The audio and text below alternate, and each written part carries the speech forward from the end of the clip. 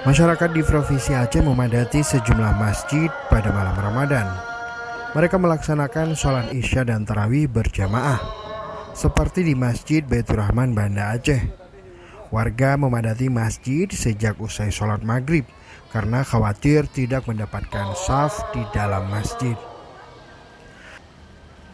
Ramainya jamaah ibadah sholat bahkan dilaksanakan hingga ke area halaman masjid. Ribuan jamaah juga memadati Masjid Islamic Center Kota Loksmawe. Para jamaah ini berasal dari sejumlah desa di sekitar masjid tersebut. Selain melaksanakan sholat tarawih di masjid yang tersebar di sejumlah wilayah di Kota Loksmawe, warga memilih sholat di Masjid Islamic Center karena masjid tersebut menjadi ikon Kota Loksmawe. Tim Liputan Aceh Video.